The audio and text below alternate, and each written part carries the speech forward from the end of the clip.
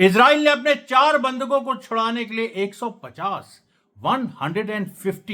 Palestinian civilians को, औरतों, बच्चे, बूढ़े, जवान, सब उनको मार गिराया। नुसैरत रेफ्यूजी कैंप में एक बहुत बड़ा मसैकर राफा के पास, जो राफा और सेंट्रल गाजा के बीच में जो नुसैरत रेफ्यूजी कैंप है, जिसके बारे में हम बता रहे हैं, हम आपको बताते रहे हैं कि 2 दिन से लगातार इजराइल वहां बमबारी कर रहा है। अब सामने आई बात, 4 बंधकों को छुड़ाने के लिए 150 फिलिस्तीनी जो सिविलियंस हैं उनका बहुत ही बेदर्दी से कत्लेआम हुआ है। और इस तरह की जो चीजें देखिए, अमेरिका की आप बदमाशी देख लीजिए, अमेरिका की बदमाशी देखिए, और पूरे इस मसले पे हम बात करेंगे।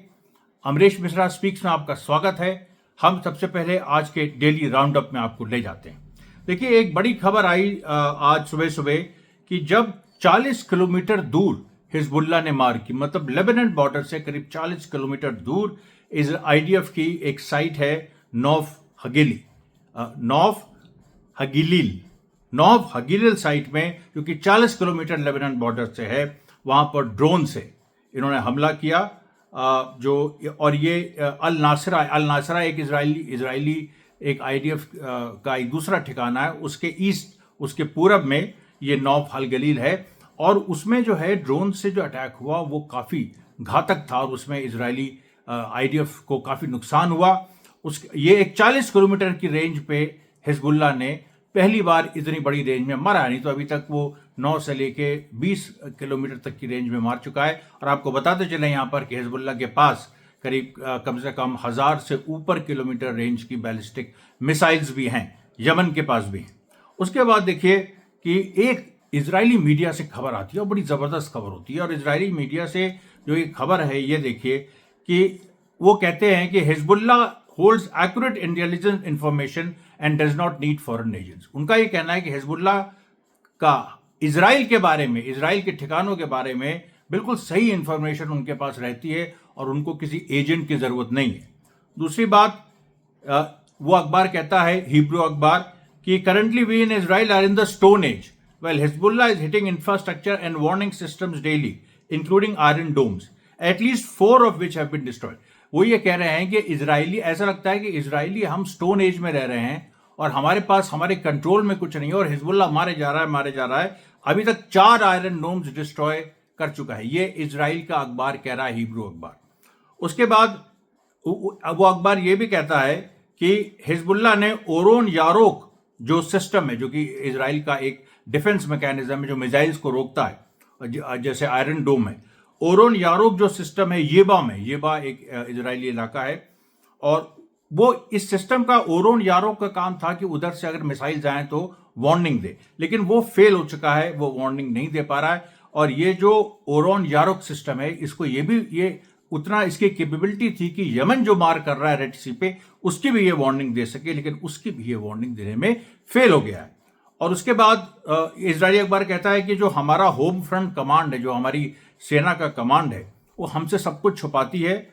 और इजरायली सरकार ने ये कहा है कि हमसे सब कुछ छुपाओ, मतलब नागरिकों से सब तक छुपाओ। एक और देखिए बड़ी बात, ये अखबार कहता है कि हिजबुल्लाह ने ताल शमाइम सिस्टम जो है, जो नफ्तली एरिया में था, नफ्तली वही जहां आग लगी थी, भयंकर आग लगी थी, पूरा का पूरा इलाका जल गया था, एकड़ के एकड़ जल गए थे, वहां पर ताल, देखिए ये कंफर्मेशन है, ताल शमाइम जो इजरायली जो एक बहुत इंपॉर्टेंट सिस्टम है जो नफ्तली बेस में था, वो डिस्ट्रॉय हो चुका है, डिसअपियर्ड कंप्लीटली। ये हिब्रू का अखबार कह रहा है कि वो उसका नामो निशान बन गया। अब देखिए समझ में बात आई। मैंने उस दिन आपसे कहा था, जब वो आग लगनी शुरू हुई, कल तक लग रही थी, कि ये इसके पीछे हिजबुल्लाह का बड़ा प्लान है। एक्चुअली टारगेट क्या है वो कुछ दिनों में सामने आएगा। उसके बाद ये हिब्रू अखबार कहते हैं कि नेतन्याहू ने जो गाजा में जो ऑपरेशंस लॉन्च किए हैं वो ज़्यादातर फेलियर रहे हैं, और उसमें हमसे कहा गया कि हंड्रेड्स ऑफ थाउजेंड, मतलब हजारों हमने मिलिटेंट्स मार दिए और हमने टनल्स डिस्ट्रॉय कर दी, और ये बिल्कुल अली बाबा की कहानियों जैसी हैं, इसमें सच्चाई नहीं है। और देखिए आज जो 4 होस्टेजेस जो छुड़ाने की बात इजराइल ने की है, उसके लिए 150 फिलिस्तीनी नागरिकों को मारा है, उसकी जब आप सच्चाई सुनेंगे तो ये जो हिब्रू अखबार कह रहा है, ये उसी तरफ इशारा कर रहा है किस तरीके से हो रहा है पूरा खेल। अब देखिए, ये हिब्रू अखबार कहता है कि सारे जो बॉर्डर सिक्योरिटी कैमरा सिस्टम हैं डिस्ट्रॉय हो चुके हैं। हिजबुल्लाह इजराइल बॉर्डर के सारे बॉर्डर सिक्योरिटी सिस्टम डिस्ट्रॉय हो चुके हैं और रिप्लेसमेंट जो कैमराज हैं are installed on cranes and houses in temporary basis where soldiers were evacuated from the outpost. मतलब टेम्पररी बेसिस पे आपने क्रेन्स पे, जैसे जिसमें फिल्म शूट होती है, क्रेन से आपको कैमरा, सिक्योरिटी कैमरा आपको लगाना पड़ा है, कहीं टेम्पररी जो हाउसेज बने हैं वहां पर लगाना पड़ा। मतलब पूरी तरीके से ध्वस्त हो चुका है इसराइल का जो कम्युनिकेशन सिस्टम है, जो सर्वेलेंस सिस्टम है, वो पूरी तरह से ध्वस्त हो चुका है। उसके बाद हिजबुल्लाह ने यहां तक, इनका कहना है कि हिजबुल्लाह ने सुरंगे बनाना शुरू कर दिया है वहां से यहां तक कि जो लेबनान से सीधे इजराइल तक आए, वो सुरंगे बनाना शुरू कर दिया। उसके बाद ये कहते हैं कि देखिए जो आयरन डोम डैमेज हुआ, जिसकी फोटोग्राफ सामने आई, मैंने भी अपने एक्स फॉर्मली ट्विटर हैंडल पे डाली। जो आयरन डोम जो डैमेज हुए हैं उनकी पिक्चर सबने देखी है और यहां तक इन लोगों ने एक मतलब गाली देते हुए नेतन्याहू को, ये हिब्रू अखबार है, वो कह रहा है कि हम लोगों की जिंदगियां, मतलब जो आम इजरायली नागरिक है उनकी जिंदगी नेतन्याहू और गैंग वर्ड मेरा नहीं है, इन्होंने यूज किया, नेतन्याहू और गैंग के लिए वो एक लहसुन के छिलके की तरह हैं, गार्लिक पील्स, जब भी चाहो उनको छील दो। And it is good to die for Netanyahu, और ये हमको बताने की लिए कोशिश कर रहे हैं कि it is good to die for Netanyahu and his mistress. एक नेतन्याहू की शादी भी है लेकिन एक मिस्ट्रेस भी है, तो ये कह रहे हैं कि उसकी मिस्ट्रेस के लिए और नेतन्याहू के लिए हम लोग की बलि चढ़ाई जा रही है। ये साफ देखिए कह रहे हैं। उनका ये भी कहना है कि आईडीएफ के जो स्पोक्स पर्सन हैं वो डॉक्यूमेंटेशन देते हैं रोज कि हमने ये अटैक किया, हमने वो अटैक किया, और वो ज्यादातर रिसाइकल्ड होते हैं, पुराने जो वीडियोज हैं उनको वो रिसाइकिल करते हैं। अब देखिए, अब इसी को इजरायली हिब्रू जो ये खबर है, इसी को कवर करते हुए आज फिलिस्तीनी रेजिस्टेंस ने भी एक खबर इन्होंने जारी की। उन्होंने कहा कि अल सर्दी जो बॉयज स्कूल है, इसमें जो इजराइल ने बॉम्बिंग की गाजा में, और ये कहा कि हमने जो है कई हमास के लड़ाके मार दिए, उसमें सारे उसमें करीब 40 लोग मारे गए, उसमें सारे के सारे औरतें और बच्चे थे, और उसमें कुछ मर्द भी थे, लेकिन ज्यादातर औरतें, बच्चे और बूढ़े थे, थोड़े बहुत जवान मर्द थे, लेकिन एक भी उसमें से हमास का मिलिटेंट नहीं था। उन्होंने डिनाई किया, और डिनाई करके उन्होंने प्रूव किया, क्योंकि इजराइल ने लिस्ट निकाली कि देखिए ये आतंक, ये उस चीज से अलग है जो 150 फिलिस्तीनी मारे गए, ये एक अलग घटना हुई। और जब इजराइल ने ये घटना की तो एक लिस्ट निकाली अल सर्दी स्कूल वाली, और उसने लिस्ट निकाली और उसने कहा कि देखो ये आतंकवादियों के नाम तक दिए कि हमने ये हमास के, मतलब तथाकथित आतंकवादी हमास के हमने फाइटर्स को मारा, उनके नाम। और हमास ने उसको काउंटर दिया कि जैसे एक नाम उसमें जमाल अल मुकद्दमा का है, और ये एक ज़ईफ एक इंसान थे जो कई साल पहले मर चुके हैं, उनका नाम इजराइल ने दिया कि आज हमने हमास मिलिटेंट को मारा। उसके बाद दूसरा नाम मुतासिम अल शुक्र एक नाम इजराइल ने दिया कि ये हमास मिलिटेंट हमने आज मारा, और ये कम से कम 2 महीना पहले ये जो आर्टिलरी शेलिंग अल बुरेज में जो हुई थी उसमें ये मार दिए गए थे। उसके बाद देखिए एक और आदमी की उसमें एक कुछ फोटो भी छापी, एक और आदमी की फोटो है, कहते हुए ये हमास मिलिटेंट है, लेकिन वो एक सिविलियन था जो कुछ दिन पहले एयर स्ट्राइक्स में मारा गया था। एक और नाम जो इजराइल ने आज पब्लिश किया, अहमद मुखैमर, ये बिल्कुल इसकी स्पेलिंग गलत थी। इसके साथ जो फोटो उन्होंने अटैच की वो अहमद मुखैमर की थी ही नहीं, वो उसके रिश्तेदार की थी जो गाजा के बाहर 18 साल से रह रहा है, जिसने गाजा छोड़ दिया है, उसकी तस्वीर लगाई थी, 18 साल से गाजा के बाहर रह रहा है। और जो ये अहमद मुखैमर है, ये पहले मारा जा चुका था, एक स्ट्रीट वेंडर था जो सड़क में कुछ चीजें बेचता था और एक उसी स्कूल के पास रहता था।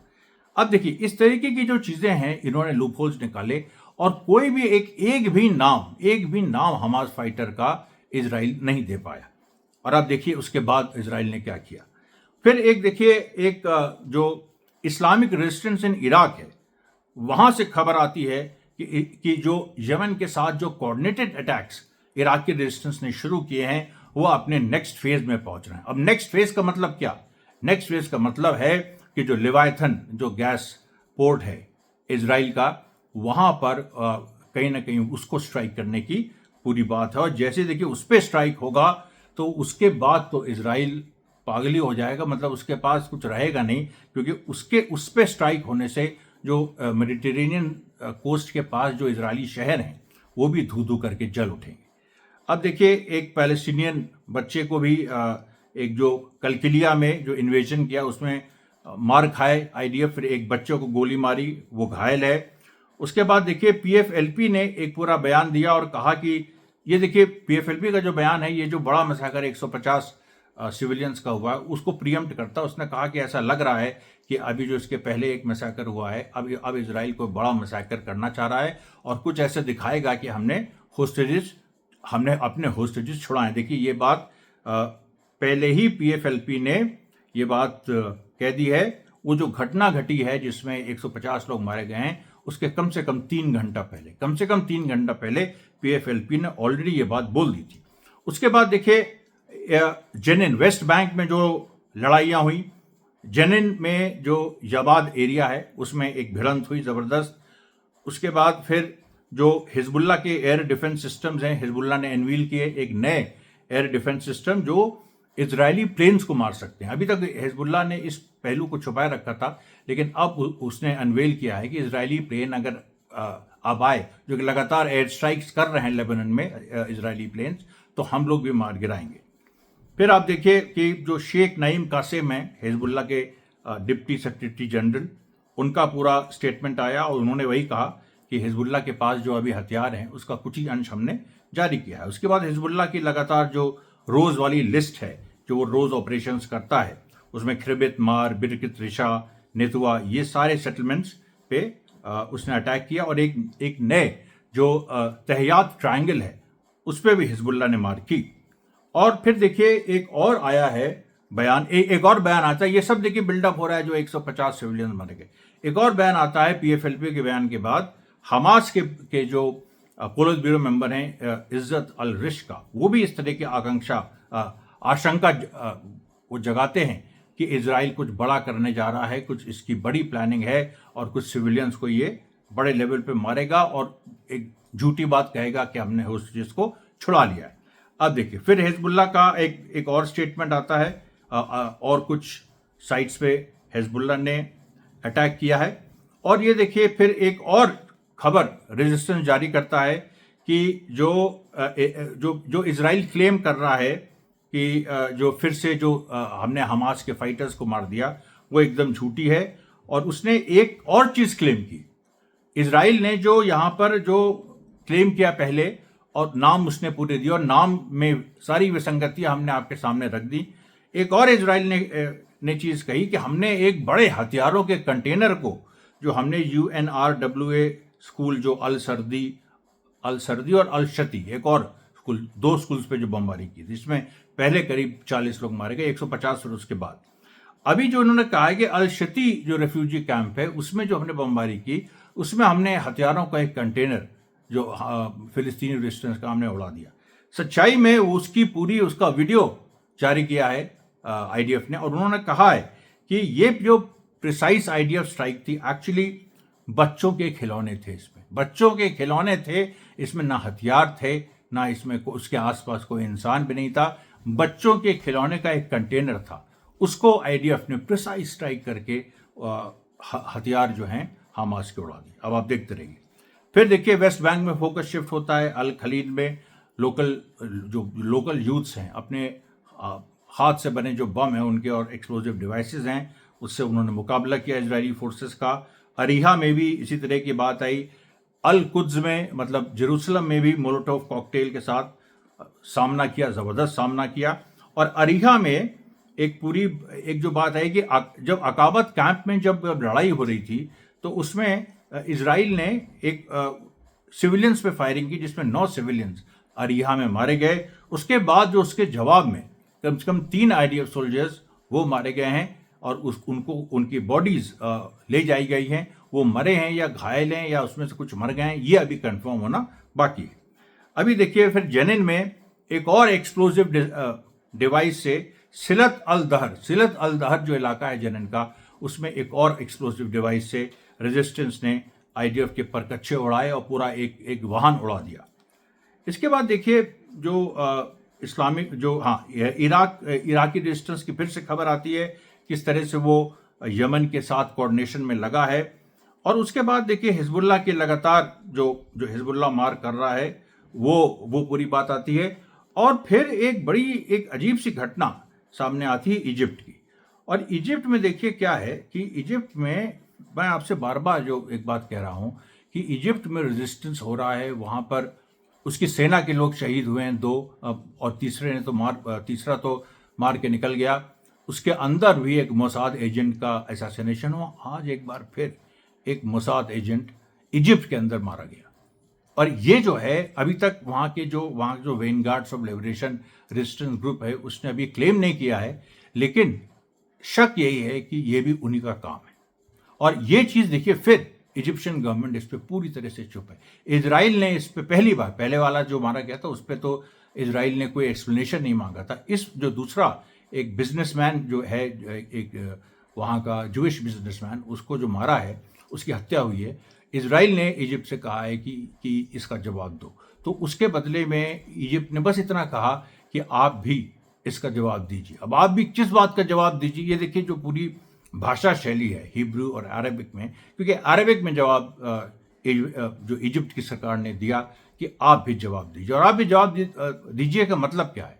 आप भी जवाब दीजिए का मतलब है कि कहीं ना कहीं ये भी मोसाद एजेंट था और ये इजरायली सिटीजन रह चुका था, बिजनेस कर रहा था इजिप्ट में, और लंबे समय से इसके ऊपर ये आरोप था कि ये हथियार सप्लाई करता है कुछ ऐसे ग्रुप्स को जो इजिप्ट के अंदर, क्योंकि इजिप्ट के अंदर एक और ग्रुप है जो कि अपने को रेजिस्टेंस ग्रुप कहता है, लेकिन दरअसल इजराइल उसको मैनेज करता है इजिप्ट की गवर्नमेंट को डिस्टेबलाइज करने के लिए। तो ये उनको हथियार सप्लाई करता था। तो देखिए अब ये हो सकता है इजिप्शियन गवर्नमेंट का भी काम हो, तो लेकिन रेजिस्टेंस का भी काम हो सकता है। किसी भी हालत में दोनों ही स्थितियों में ये इजिप्ट और इजराइल में जो अंतर्विरोध बढ़ रहे हैं ये उसको दर्शाता है। फिर देखिए राफा में एक सैम 7 मिसाइल फिर एक अपाची हेलीकॉप्टर पे टारगेट की गई। अपाची हेलीकॉप्टर, देखिए अपाची हेलीकॉप्टर को जमीन से गिराना बिना एयर डिफेंस सिस्टम के, हाथ में जो मिसाइल लेके आप मारते हैं, और मैंने बताया था आपको कि ये बहुत भारी होती है, इसमें आदमी एकदम जब इसका जो झटका होता है उससे आदमी की मौत भी हो सकती है। फिलिस्तीनी लड़ाके लेकिन लगातार अपाची हेलीकॉप्टर्स को निशाना लगाते रहते हैं। कम से कम 4 से 5 अपाची हेलीकॉप्टर वो उन पर निशाना लग चुका है और उसमें से 2 नष्ट हो चुके हैं। ये बात तो इजराइल ने स्वीकारी है, लेकिन अभी तक ये बात जारी है और बदस्तूर जारी है। ये देखिए बीच बीच में ये जो खबरें आती हैं इससे एक बहुत ज़्यादा हौसला अफजाई होती है रेजिस्टेंस की, क्योंकि इजराइल देखिए अपने उसी रास्ते पे चल रहा है। जैसे आज मैं आपको बताऊंगा अभी आगे कि पूरा वो जो 150 सिविलियन मारे गए उसमें क्या हुआ। अब देखिए एक और फिर वीडियो आता है जिसमें पैलेस्टीनियन ये जो गाजा और इजिप्ट का बॉर्डर है राफा के पश्चिम में, वहां पर किस तरीके से वहां से घुसने की कोशिश इजराइल की एक फौज कर रही थी और कुछ उनके वाहन और उनके सैनिक उनको कैसे घात लगा के फिलिस्तीनी रेजिस्टेंस ने मारा। इसके बारे में पूरा एक डिटेल्ड वीडियो भी सामने आया। और अब देखिए वो बात आई कि सबसे पहले क्या हुआ कि देर अल बला, अल बुरेज, अल मगासी और नुसेरियत कैंप, इन 4 जगहों पे इजराइल ने सबसे पहले एयर स्ट्राइक शुरू की। इस तरीके से वो घटना शुरू होती है जिसमें बहुत सारे लोग मारे गए। इसमें जो है सबसे पहले जो अल हवली फैमिली है, अबू मेहदी फैमिली है देर अल बला में, उनके ऊपर अटैक हुआ, उसमें कई लोग मारे गए। फिर नए मैसाकर्स हुए और इस तरीके से एक पूरा सिलसिला चल निकला जिसमें कई जो फिलिस्तीनी फैमिलीज हैं उन पे अटैक्स हुए। इधर क्या हुआ कि अलक्सा जो मार्टियर्स हॉस्पिटल है जो इस एरिया के पास है, यहाँ पर कि यहाँ की बहुत सारी जो यहाँ की बिजली है, यहाँ के फ्यूल वगैरह, उन सारी चीज़ों को इजरायली सेना पहले ही काट चुकी थी और इसकी व्यवस्था रेजिस्टेंस ने विकल्प की थी। लेकिन इजराइल ने उसको इस समय काटा कि कुछ देर के लिए एक कन्फ्यूजन हो गया। ये होता है युद्ध में, और उसके बाद फिर रेजिस्टेंस ने तुरंत पहुंच के उसको ठीक किया। लेकिन फिर आप देखिए कि फिर से इजरायली एयर स्ट्राइक्स हुई और फिर रेजिस्टेंस सामने आ गया। उसने देर अल बला में मोर्चा संभाला और जबरदस्त एक भिड़ंत इजरायली जो वहां पर फौजें थी उनके साथ किया। हालांकि हमला एयर स्ट्राइक से हो रहा था, लेकिन जो इजराइल फौज जो उसी इलाके के करीब 2 किलोमीटर की दूरी पे थी, उन पे जाके सीधे अटैक करना शुरू किया। और जब वो अटैक शुरू हुआ है तो एयर स्ट्राइक्स बंद हो गई थी। एयर स्ट्राइक्स जो हैं बीच में बंद हो गई थी, क्योंकि कई फेजेस में ये हुआ है अपने 4 होस्टेज को छुड़ाने के लिए तथाकथित। अब देखिए एक इन्फिल्ट्रेशन कैंप भी कोशिश की इसराइल ने कि कुछ अपने लड़ाके कुछ आईडीएफ के जो सोल्जर्स हैं उनको हम हमास की जो वेशभूषा है उसमें हम ले जाके उनको घुसा दें, लेकिन वो भी फेल हो गया। फिर अल दावा जो नॉर्थ जो नुसीरियत कैंप के नॉर्थ में है उसमें बमबारी हुई, वहाँ इसराइल ने बमबारी की, वहाँ लोग मारे गए। अल अक्सा हॉस्पिटल जैसे मैंने बताया क्रिपल हो चुका था, मतलब तब तक वो पूरी एक सिचुएशन थी। फिर इधर क्या हो रहा है कि इधर एयर स्ट्राइक्स चल रही हैं, फिर साइमल्टेनियसली जो देर अल बला के बगल में अल बातून स्ट्रीट है वहां पर एक इजरायली फोर्स जो छुपी हुई थी उसको ढूंढ निकाला पैलेस्टीनियन रेजिस्टेंस ने, और वहां पर उन लोगों ने उस पर 2 मिसाइल्स छोड़ी। तो 6 लोगों की आईडीएफ फोर्स थी, उसमें कम से कम 3 लोग घायल हो गए और बाकी इजरायली सोल्जर्स भाग गए। फिर अब वो जो 3 लोग घायल हुए हैं उनमें से शायद 1 या 2 को होस्टेजेस लिया गया है। तो इजराइल कह रहा है हम होस्टेजेस छुड़ा रहे हैं, और इधर फिलिस्तीनी रेजिस्टेंस होस्टेजेस की संख्या बढ़ा रहा है। ये भी आप देख लीजिए। अब फिर देखिए देर अल बला में जो एक और जो स्पॉट है वहां पर एक और आईडीएफ फोर्स छुपी थी, वहां पर भी इसी तरीके से हमला हुआ। और फिर जो वहां से एक किसिफूम जो इजरायली सेटलमेंट है गाजा से, वहां पर बमबारी भी की गई। और जो ये जो बमबारी हुई किसिफूम पे, इसके बाद जो इजराइल के 2 हॉस्पिटल्स हैं गाजा के पास इजरायली हिस्से में, वो तेल हशुमर और सोरोका हॉस्पिटल काफी पहले भी इसका नाम आ चुका है। सोरोका हॉस्पिटल जो है ये देखिए इसमें जो है घायल आना शुरू हो गए। आईडीएफ के जो दो जगह जो पैलेस्टीन रेजिस्टेंस ने मारा है उसके में फिर घायल आना शुरू हो गए। उसके बाद देखिए एक के बाद एक पैलेस्टीनियन रेजिस्टेंस ने अपने हमले शुरू किए। उन्होंने साउदी नेबरहुड है वेस्ट राफा वेस्ट में, वहां पर एक इजरायली फोर्स थी, उसको मशीन गन और एंटी फोर्टिफिकेशन टीबीजी शेल से मारा, जिसमें करीब जो 11 लोगों की फोर्स थी उसमें कई घायल हुए, कई मारे गए। उसके बाद देखिए एक मिलिट्री D9 बुलडोजर इजराइल का, ये भी साउदी नेबरहुड जो वेस्ट ऑफ राफा यहाँ पर उसको टारगेट किया गया। फिर एक जो आईडीएफ की जो एक मिलिट्री व्हीकल है उसको भी सऊदी नेबरहुड में टारगेट किया गया। लगातार 3 हमले एक के बाद एक फिलिस्तीनी रेजिस्टेंस करता रहा। और ये उस चीज़ को देखिए पूरा निगेट करता है जो लोग कहते हैं कि जब एयर स्ट्राइक सिविलियंस पे हो रहे होते हैं तो फिलिस्तीनी रेजिस्टेंस कहाँ होता है। ये जो कुछ मैं तो उनको गद्दार टाइप ही लोग कहूँगा कि जो इस तरीके की बात करते हैं, क्योंकि फिलिस्तीनी रेजिस्टेंस ने, जैसे मैंने आपको पहले बताया कि इतना फैमिन, इतना सब कुछ वहाँ चल रहा है, कैसे लोग बचे हैं। भुखमरी से बड़ी संख्या में मौतें नहीं हो रही, क्योंकि फिलिस्तीनी रेजिस्टेंस अपने लिए जो राशन उसने रखा है एक लंबी लड़ाई के लिए, उसमें से भी वो कुछ हिस्सा, एक बड़ा हिस्सा गाजा के सिविलियंस को दे रहा है। और वो जो हिस्सा, और उसमें फिर उसको वो पूरा भी करता है इजिप्ट जाके, और जो टनल्स के माध्यम से, और उस अपने स्टॉक को थोड़ा सा और स्ट्रांग भी करता है। लेकिन सवाल ये है कि देखिए, और अभी जो भी एयर स्ट्राइक्स हो रही हैं उसमें अब खुल के फिलिस्तीनी रेजिस्टेंस के जो फाइटर्स हैं, जैसे एयर स्ट्राइक शुरू होती हैं सिविलियंस मारे जाने लगते हैं, फाइटर्स आ जाते हैं मैदान में, अगल बगल के क्षेत्रों में आईडीएफ फोर्सेस पे अटैक करते हैं, जिसकी वजह से जो एयर स्ट्राइक्स की इंटेंसिटी है वो रुक जाती है। और मैं इसका आज एक और एग्जाम्पल भी अभी आपके सामने मैं दूंगा। फिर देखिए जो एक बड़ी जो एयर स्ट्राइक जिसके बारे में हम कह रहे हैं, वो एयर स्ट्राइक हुई जिसमें करीब 47 लोग मारे गए और उसमें डजन्स इंजर्ड हुए, जो कि नुसैरत कैंप में इजराइल ने हमला किया ये कहते हुए कि हम होस्टेजेस छुड़ा रहे हैं। और वो उसकी जो पूरी बात है उसमें देखिए 4 होस्टेजेस का नाम 4 होस्टेजेस का नाम जो है इजराइल ने जारी भी किया, लेकिन उसमें से केवल एक होस्टेज को वो कंफर्म कर पाए हैं अभी तक। इजरायली जो सिक्योरिटी मिनिस्टर हैं वो खुद केवल एक होस्टेज से कह रहे हैं, एक महिला है उसमें, उनसे हमारी बात हुई है। 3 होस्टेजेस के बारे में कोई खबर नहीं है। और जो हेलीकॉप्टर जो इमेज आई है कि एक होस्टेज को वो लोग ले जा रहे हैं, वो भी एक महिला है। तो एक आपने होस्टेज अगर छुड़ाया है, और अभी हम इसमें कोई फाइनल बात नहीं कर रहे, हम कह रहे हैं आपने 4 होस्टेजेस छुड़ा भी लिए, कौन सी बड़ी बात है। इतने दिनों से इतनी बड़ी वर्ल्ड की सबसे बढ़िया तेज आर्मी अपने 130 मतलब पहले 230 थे, फिर 130 अब रह गए हैं, 130 होस्टेजेस को छुड़ाने की कोशिश कर रही है दुनिया की सबसे ज़बरदस्त आर्मी। 6 महीने हो गए, 7 महीने हो गए। बीच में एक बात आई थी मार्च में कि मार्च 2024 में कि 3 लोगों को छुड़ा लिया, वो फर्जी निकली। अभी जो बात आई है कि 4 लोगों को हमने छुड़ा लिया, वो बात भी आप देखिए, उसमें केवल एक महिला से इन लोगों की बात हुई। और जो फोटोग्राफ्स इन्होंने पब्लिश किए हैं, उसको रेजिस्टेंस ने कहा है कि ये जो फोटोग्राफ्स हैं ये संदिग्ध हैं। ये जो 3 एक और जो मर्द हैं जिनकी फोटो पब्लिश की गई है, ये तो हमारे पास थे ही नहीं।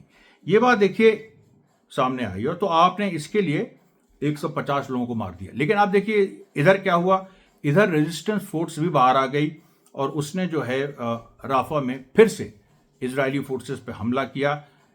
एक जो मरकबा 4 टैंक है उसको आरपीजी शेल से अल हुदा मॉस्क के पास, यबना जो रेफ्यूजी कैंप है राफा साउथ में, अल हुदा मॉस्क के पास एक आईडीएफ का मरकबा 4 टैंक उसको नष्ट किया। उसके बाद उधर से हिजबुल्लाह ने मारना शुरू किया नहारिया में, जब हिजबुल्लाह को ये खबर पहुंची कि एक बड़ा सिविलियन मैसाकर वहां पर हो रहा है। और फिर देखिए इजराइल ने एक जगह और फिर देखिए नाबलस ब्रिगेड भी एक्टिव हो गई, और उसने जो है जो खलेद एरिया है जो कि इजरायली सेटलर्स का है, वहां पर उसने अटैक किया और इजरायली सेटलर्स को वहां पर कम से कम 2 इजरायली सेटलर्स को अगवा कर लिया एज अ होस्टेज। मतलब वेस्ट बैंक में भी होस्टेजेस की पूरी एक ये स्थिति बन रही है। अभी आने वाले दिनों में बहुत बड़े स्तर पे होगा जब वहाँ से भी इजरायली जो सेटलर्स हैं वो होस्टेज बनाए जाएंगे। और फिर देखिए वो खबर आती है कि जो नुसैरियत मार्केट मैसाकर है, जिसको नुसैरियत मार्केट मैसाकर कहा जा रहा है, इसमें 150 लोग मारे गए। फिर उसके बाद लगातार ऐसी खबरें कुछ लोग यमन से आती हैं कि 80 लोग मारे गए, क्योंकि अभी थोड़ा सा कन्फ्यूजन है। लेकिन 150 की जो संख्या है मेरे पास लेटेस्ट जो आई है वो सीधे रेजिस्टेंस के सोर्सेज से आई है कि 150 सिविलियंस मारे गए। उसके बाद देखिए कि नुसैरत कैंप में जैसे ही खबर आती है कि 150 लोग मारे गए, 4 बड़े ऑफिसर्स जो इजराइल के हैं नुसैरत कैंप के पास जो पोस्टेड थे, रेजिस्टेंस ने उनको भी गोली मार दी। पूरी तरह से वैसे ही गोली मारी जैसे इजराइल फील्ड एग्जीक्यूशन करता है कि सिविलियंस को उठाता है और उनको गोली मार देता है, इस तरह से पूरा सर पे ऐसा रख के। वैसे ही फिलिस्तीनी रेजिस्टेंस ने बदला लेने के लिए 4 बड़े आईडीएफ ऑफिसर्स को, जिससे बहुत बड़ा नुकसान इजराइल को होगा, 4 आईडीएफ ऑफिसर्स को उन्होंने गोली मार दी। अब देखिए यहाँ सवाल ये उठता है कि इजराइल, कुछ लोग कहेंगे कि इजराइल ने देखिए एक होस्टेज छुड़ा लिया, 4 होस्टेज छुड़ा लिए, क्या हुआ कि 150 सिविलियंस मारे गए, कोई बात नहीं। अमेरिका से इजराइल कहेगा कि देखो हम तुमसे कह रहे थे कि अभी सीज फायर की बात मत करो, हम होस्टेजेस को छुड़ा लेंगे, हम हमास के मिलिटेंट्स को मार देंगे। तो हमास के मिलिटेंट्स को जो मारा उसकी तो सच्चाई खुल गई कि वो बिल्कुल झूठी खबर थी, उसमें हमास के मिलिटेंट्स वो थे ही नहीं। और जो तुमने होस्टेजेस छुड़ाए, उन होस्टेजेस की भी जो खबर है वो भी यही सामने निकल के आ रही है कि उसमें भी कितनी सत्यता है, कितने होस्टेजेस छोड़े गए हैं, कितने होस्टेजेस इजराइल छुड़ाने में कामयाब हुआ है। उसमें एक महिला को छोड़ के बाकी 4 की जो दावा है इजराइल का, वो बहुत ही संदिग्ध है। और उसके बाद देखिए एक और खबर आती है कि जिन 3 आदमियों की उन्होंने फोटो पब्लिश की कि हमने इन होस्टेज को छुड़ाया है, उनकी फैमिली का कोई बयान नहीं आया, बल्कि एक बयान आया एक एनोनिमस एक फैमिली मेंबर ने ये कहते हुए कि ये लोग उसमें से एक आदमी कि ये आदमी, और उसका जो नाम दिया था फोटो अलग थी, तो ये आदमी हमारी फैमिली का नहीं है। तो देखिए बहुत सारी ऐसी जो चीज़ें हैं जो इस तरह की जो साइकोलॉजिकल वॉरफेयर चल रही है। लेकिन इसमें देखिए वही बात आ जाती है, अमेरिका को अब ये इजराइल बोलेगा कि हमने देखिए इस तरह से होस्टेज छुड़ा लिया, हमने ये कर लिया, वो कर लिया, लेकिन असलियत सच्ची जो खबर है उसके लिए आप रुकिए। अभी पूरी इसके डिटेल्स इस मज़ाकर के आना बाकी हैं। पूरा नैरेटिव हमास कई बार पहले भी पलट चुका है और पूरा मुझे विश्वास है, बल्कि एक तरह से उसने शुरू भी कर दिया है कि पूरा नैरेटिव हमास इस बार भी पलट देगा। धन्यवाद साथियों, बहुत बहुत धन्यवाद।